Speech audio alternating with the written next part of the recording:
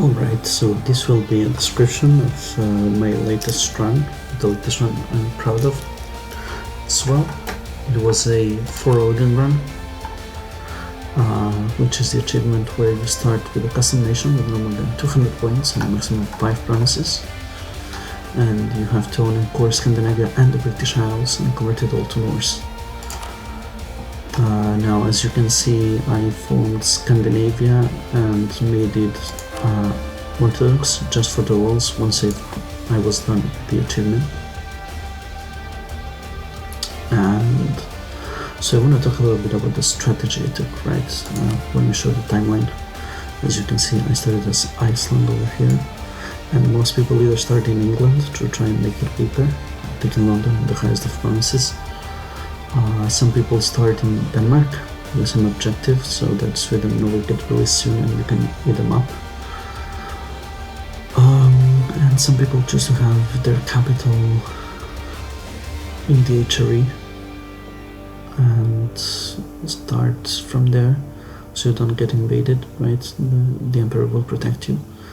I went with a different idea. I wanted to go for a colonialist first, and with that objective I took Iceland, the original Iceland, the one the current sponsor nowadays country.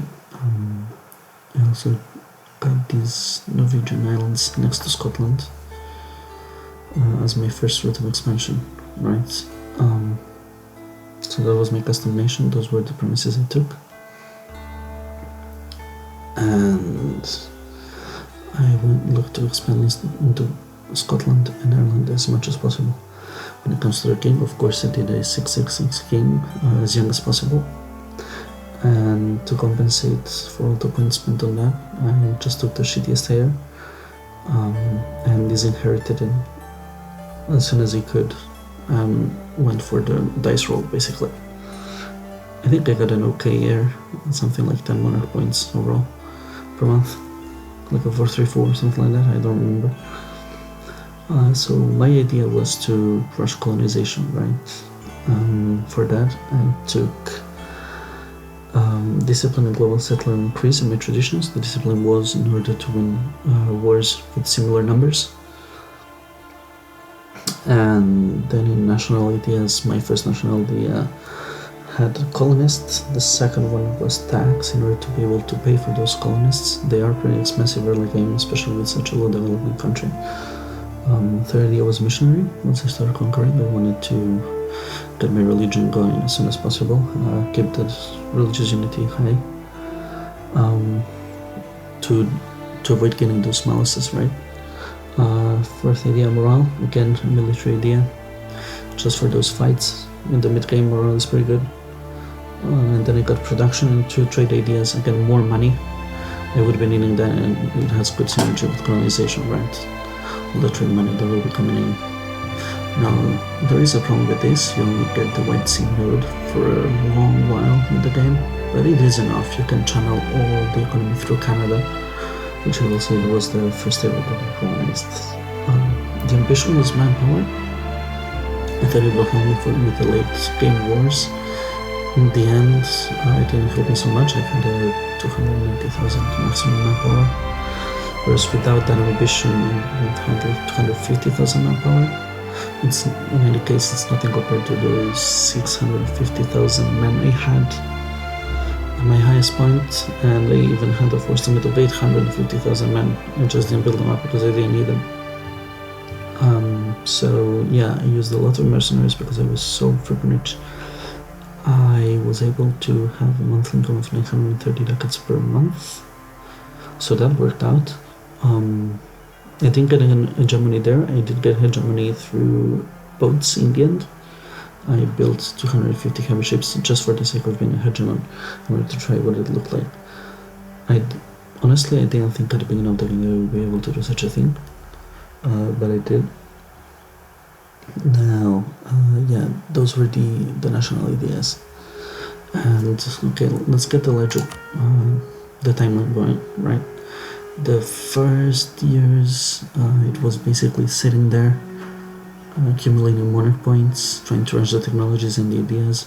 I was diving up also my capital, which was Faroe, and besides that, I was basically drilling my units, getting the professionalism up, and trying to be ready for the First Scottish War. As soon as I saw an opportunity, I went in. Scotland had more men than I did. I started with like 6k, they had 8k at the beginning, then when I had 11 they had 15. But when England went to war with them, I just stepped in.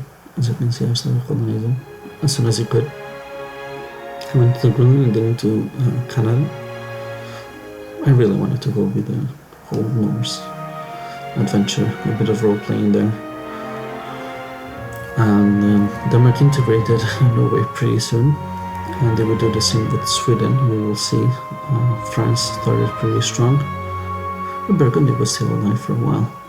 I still haven't conquered anyone in Scotland, but I went full colonizing. Once I started colonizing, I had to reduce the maintenance of my army. I didn't build any forts early either. I didn't need them really. Scotland would invade me by sea, and there it is, the first war won against Scotland. And from there I actually went into Ireland, as you will see. Now I was rushing colonialism, and all of a sudden I realized actually the English went also pretty fast on that. Thankfully they went on the southern continent, and Spain and Portugal went to the Caribbean. Also Portugal is going to Argentina lately, and there are my Irish wars. They're pretty easy to find. I didn't have any too hard wars. Maybe my first war against England was the closest one. And you see Denmark already integrated Sweden. Russia was also formed pretty quickly. Poland and Lithuania were pretty weak, so that made Russia stronger, as well as Ottomans. France started pretty well, going into Spain. So what's up with all of Ireland, all of Scotland was time to find the British. And yeah, so as I said, I went to exploration first to rush the colonialism. Then I got really annoyed with techniques because in the first years I was sitting still relatively.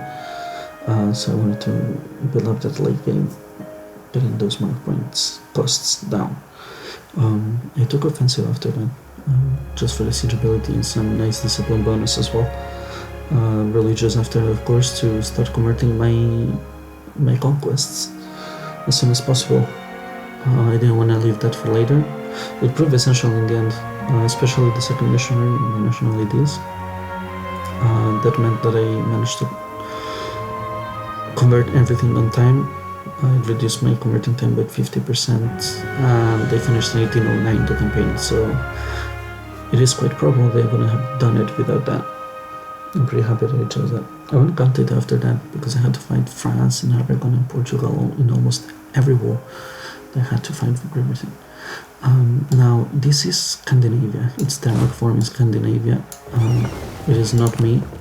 They from Scandinavia, and because they're from Scandinavia later for the LOLs, the timeline is just bugged, right? They assume it's me, but it's not. It is them. I didn't conquer them until after I conquered Russia. So after I had New Iceland and building pretty strong, I went to with the other colonial powers, going for Iceland, Colombia, Iceland, Mexico, the Caribs. I was just trying to build up my treasury.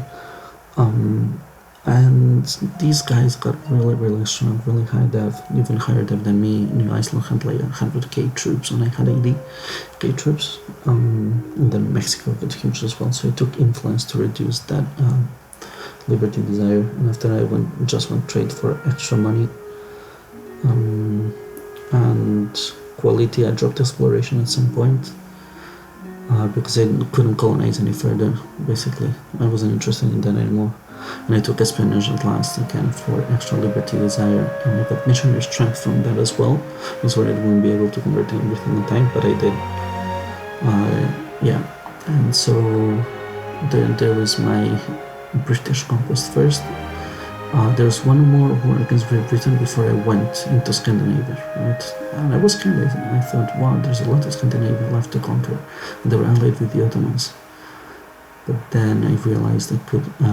So before that, I went to war with Russia, took the Russian land in Scandinavia, and then after that the Ottomans attacked Russia. I defended Russia against the Ottomans. I didn't want Russia to get too weak, just in case. And then after that I had a change of strategy. So when my truce with Russia was done, I allied the Ottomans, attacked Russia with the Ottomans, and that allowed me to attack Scandinavia. That was the first war. I took basically all of this area. And then I had 2 more wars. Again, another war where the Ottomans wouldn't help because of manpower. I forgot actually to make them break relations with the Ottomans, but it wasn't a factor in the end. And then the last war was pretty easy. I managed to convert everything in the following 10 years. Somerset got me a bit scared because they had religious zeal until 1807. I had to look on the province history to see when that was going to wear off. It would have been a really silly way not to get the achievement, right? Yeah, that's pretty much it. That is a summary of the achievement. I ended up as the greatest power, even bigger than the Ottomans. I made more money than them. They had a larger army, but yeah, it was a pretty good run. I'm really proud, right? Starting with 5 provinces, really low dev. Also, everybody was doing different strategies for this achievement, and I did it my own way, right, through colonization. I ended up recruiting a lot of mercenaries, which I didn't expect at the beginning of the game, although I probably should have, showing the money I was going to make, but I was expecting to like build up my manpower and stuff and not need to resort to them, but I was making so much money later on, so that allowed me to do it. I could have like min-maxed more of the game in the last 20 years, but I was just going for the achievement. I don't have the patience to min-max everything unless I go for an achievement in the late game. It gets pretty grindy, so I avoided that. Yeah, that's pretty much the run. I had a lot of fun with it. The wars against the Great Britain over here, especially, like I got a lot of war score over here. Yeah, I just had like 70,000 troops in Britain, pushing them in each war, pushing down towards London. And of course the AI didn't land in the Isles, whether it was France or Aragon, and they had naval superiority, but they didn't land, so that helped me a lot with those early wars. Yeah, it was a pretty cool run. I enjoyed it a lot, and it is one of my proudest achievements, together with forming, I think, with doing all the reforms in the Holy Roman Empire that I did, where I got like kind of one of my favorite runs. This was for sure. I'm glad that my strategy worked.